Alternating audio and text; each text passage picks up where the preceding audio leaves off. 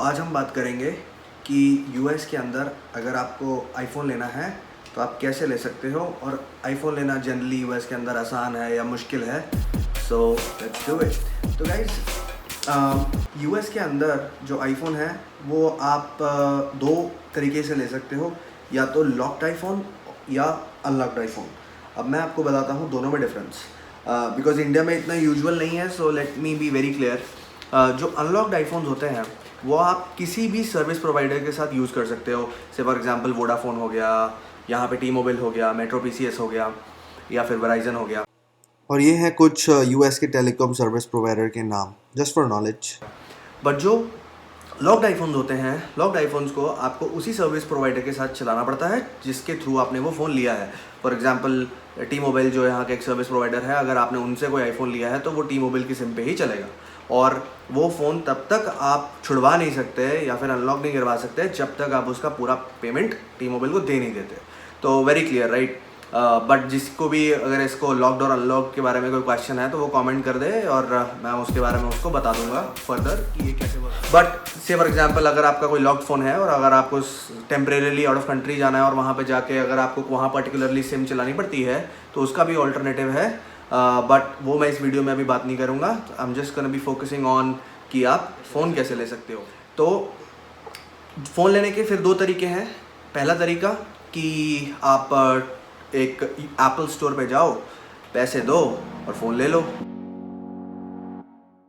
अब आप कहोगे यार ये तो हमें भी पता है, ये हम कर सकते हैं, तो वीडियो बनाने का पर्पज़ क्या है? तो ये वीडियो बनाने का पर्पज़ उन लोगों के लिए है यार जो जिनको पता नहीं है, जो स्टूडेंट्स आते हैं और भी बहुत सारे लोग यहाँ पे डिफरेंट वीज़ाज़ पे आते हैं। तो मेरे को इसके बारे में नहीं पता था, तो मेरे को मेरे फ्रेंड्स और फैमिली मेम्बर्स ने बताया, तब मुझे पता चला कि ये भी पॉसिबल है। बिकॉज इंडिया में जहाँ पे से मैं रहता था, ये नहीं होता था कि आपको सर्विस प्रोवाइडर आपको फ़ोन दे देता है और फिर आप उसकी इंस्टॉलमेंट्स बनवा लो और और चलते रहने दो फ़ोन को जितना मर्जी टाइम। और उसमें बंडल ऑफर्स भी होते हैं कई बार। टी मोबाइल जैसे आपको बोलेगा कि आप हमारा फ़ोन लो, पुराना फ़ोन वापस करो और नया फ़ोन आपको हम $200-300 पे कम पे दे देंगे। तो मैं आपको बस ये बताना चाहता हूँ कि आईफोन 11 जब अभी यूएस के अंदर लॉन्च हुआ था तो वो पुराना आईफोन 6, आईफोन 7 और आई गेस आईफोन 8 भी $350 में वापस ले रहे थे।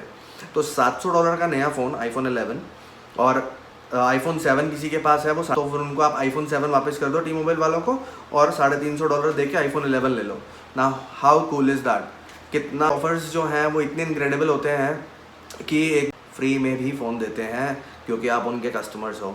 कुछ सर्विस प्रोवाइडर्स देते हैं, कुछ सर्विस प्रोवाइडर्स नहीं देते हैं, थोड़ा सब्जेक्टिव है। तो बात करते हैं कि आईफोन जो है वो आप कैसे ले सकते हो इंस्टॉलमेंट्स पे। तो गाइज़, जो लोग तो यहाँ पे आते हैं जिनके पास सोशल सिक्योरिटी नंबर है, जैसे कुछ लोग वीज़ाज़ पे आते हैं L1 H1, उनके पास अगर सोशल सिक्योरिटी है तो उनको एक और चीज़ चाहिए साथ में, जो कि उनको आईडी प्रूफ, और वो यहाँ पे आके इंस्टॉलमेंट पे फ़ोन ले सकते हैं। अब उसके अंदर क्या होता है वो डिपेंड करता है कि फ़ोन कितना नया है और कितना पुराना है। से फॉर एग्जांपल आईफोन 11 है तो आईफोन जो 11 है उसके अंदर आपको फ़िलहाल डील्स मिल जाएंगी क्योंकि वो फ़ोन एक जनरेशन पुराना हो गया है अब, राइट? तो जो आईफोन 12 आएगा सपोजिटली, तो लेट्स टेक आईफोन 11 है, एक आईफोन 12 है, तो उसके अंदर क्या डिफरेंस होना चाहिए दोनों फ़ोनों में एज़ फार एज़ किसी कस्टमर को ख़रीदना है? तो क्योंकि आईफोन 11 एक पुराना जनरेशन का फ़ोन है तो उसमें नॉर्मली आज की डेट में कंपनी क्या कर रही हैं, वो बोल रहे हैं कि आप हमें $100 दे दो और जो टैक्स है वो पूरी डिवाइस का आपसे ले लेते हैं। तो $100 plus the tax of the whole device वो अपफ्रंट लेके जो बाकी का पैसा है वो उसकी आपकी 2 ईयर्स की EMI बना देते हैं, जो आपके फ़ोन के बिल के साथ ही आ जाती हैं आपको। Now when I was talking about iPhone 7 कि आपको आईफोन 7 पे 350 कैशबैक आ जाता है वापस एक तरीके से टी मोबाइल के अकाउंट में। तो अगर वो आपको कैशबैक आ गया $350 वापस, तो वो कैशबैक को क्या करते हैं, वो आपके 24 मंथ से उसको डिवाइड करके $350 को उतना क्रेडिट आपको हर महीने का देते रहते हैं। जैसे फॉर एग्जांपल आपका $700 का फ़ोन था तो $350 तो आपका कैशबैक हो गया, आपको बहुत ही इकोनॉमिकल तरीके में एक आईफोन 11 मिल जाएगा। अब बात करते हैं आईफोन 12 आया नहीं है, बट हाइपोथेटिकली अगर आईफोन 12 अगर आ जाता है मार्केट के अंदर तो वो शायद उसके डाउन पेमेंट जो है वो आपसे ज़्यादा लेंगे। इसके लिए सोशल सिक्योरिटी चाहिए और जो मैंने आपको बताया डाउन पेमेंट और टैक्स की अमाउंट चाहिए, और उसके साथ आपको एक आईडी प्रूफ चाहिए, राइट? अब ये तो बात हो गई कि अगर आपके पास सब कुछ ये डॉक्यूमेंट्स हैं और सब कुछ है तो आप ये फ़ोन ले सकते हो। बट जो लोग हैं जिनके पास अभी सोशल सिक्योरिटी नहीं है और आईडी प्रूफ नहीं है, वो लोग क्या कर सकते हैं? तो उस केस में वो अपना पासपोर्ट दे सकते हैं। और अगर आपके पास सोशल सिक्योरिटी नहीं है और आप चाहते हो कि फ़ोन आपको कम से कम पैसों में मिल जाए, तो उस केस में भी एक ऑल्टरनेटिव है। वो ये कि आपको चाहिए एक दोस्त या एक फैमिली मेम्बर जिसका ऑलरेडी टी मोबाइल के साथ अकाउंट चल रहा हो। तो आप अपने आप को उनकी लाइन में ऐड करा सकते हो, राइट। तो उनमें उनका फ़ायदा ये होता है कि उनके नंबर ऑफ़ कस्टमर्स बढ़ जाते हैं उनके ग्रुप में, राइट। इट इज़ जस्ट एक ग्रुपिंग कि एक बंदा है, उसके 5 कनेक्शंस हैं, तो आप एक छठा भी जुड़ जाओगे नीचे, राइट। तो उनको भी फ़ायदा है कि उनका टोटल ओवरऑल बिल आप शेयर कर लोगे। एंड उसमें आपका फ़ायदा ये है कि आपको एक नया फ़ोन मिल जाएगा, right. But you have to keep in mind कि अगर आप अपना पेमेंट उनको टाइम पे जमा नहीं करते हो, क्योंकि आपको तो अपने फैमिली मेम्बर जिसके थ्रू आप कनेक्शन ले रहे हो उनको ही पैसे देने होंगे। तो अगर आप उनको पैसे नहीं देते हो और आपकी वजह से वो बिल टाइम पे नहीं भरते हैं, तो उनका सोशल सिक्योरिटी इफेक्ट करेगा, उनका क्रेडिट हिस्ट्री इफेक्ट करेगा, राइट। तो प्लीज़ मेक श्योर कि आप ये काम मत करना कि उनको पैसे दे देना जिसके थ्रू भी फ़ोन लोगे।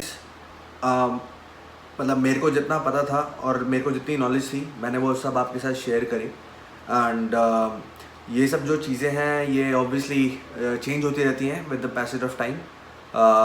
नए ऑफर्स आते रहते हैं, नए फ़ोन्स आते रहते हैं। तो बट आपको फिर भी अगर कोई क्वेश्चन होता है इस चीज़ के रिलेटेड कि फ़ोन कैसे ख़रीद सकते हैं, कहाँ से ख़रीद सकते हैं, कौन से सर्विस प्रोवाइडर्स हैं, और कौन से सर्विस प्रोवाइडर्स कौन से पर्टिकुलर एरिया में ज़्यादा पॉपुलर हैं, जैसे नॉर्थ में ज़्यादा वेराइजन चलता है, कैलिफोर्निया की तरफ टी मोबाइल ज़्यादा चलता है। तो हर एक सर्विस प्रोवाइडर का एक डिफरेंट कवरेज एरिया है जहाँ की वो बेस्ट कवरेज देते हैं। तो वो अगर आपको देखना है तो वो आप ऑनलाइन ढूंढ सकते हो। तो वो आप ढूंढ सकते हो nperf.com पे। मैं रिपीट कर रहा हूँ, nperf.com। उस पर जाओ और उस पर जाके आप लिखो कौन सी कंट्री में आप जा रहे हो। ऑब्वियसली इस केस में आप यूएस करोगे। एंड उसके बाद आप अपना सर्विस प्रोवाइडर का नाम चूज़ कर सकते हो। तो आपको वो मैप पे ये दिखा देगा कि आप उस पर्टिकुलर सर्विस प्रोवाइडर का एक पर्टिकुलर रीजन में क्या कवरेज है। बाकी गाइज कोई भी आपको क्वेश्चन है इसके रिलेटेड तो आप प्लीज़ कमेंट सेक्शन में डाल दीजिए और मैं उसका जवाब दे दूँगा। And I'm sure a lot of you guys must be having a lot of questions about US and और जब कोई भी इंडिया से और किसी फॉरेन कंट्री से यूएस जैसी कंट्री के अंदर मूव करता है तो बहुत सारे क्वेश्चंस होते हैं। तो ये मैं एक इन्फॉर्मेटिव वीडियो शेयर करना चाहता था आप लोगों के साथ, which is regarding buying a phone. और मैं कोशिश करूँगा कि आने वाले टाइम में मैं और इन्फॉर्मेटिव वीडियोज़ आप लोगों के साथ शेयर करूँ अबाउट माई जर्नी एंड कैसे कैसे क्या क्या चैलेंजेस होते हैं और आप उनको कैसे ओवरकम कर सकते हो। तो again thanks for watching the video and be safe and take care. और आपको अगर वीडियो थोड़ी सी भी अच्छी लगी है तो लाइक कर दो और अगर थोड़ी सी ज़्यादा अच्छी लगी है तो सब्सक्राइब कर दो। Thank you guys. अरे यार ये चाय रखी थी, ये भाई उबल के 1/4 रह गई है। चलो अब जो है वही पीते हैं। चंगा फिर अगली बारी।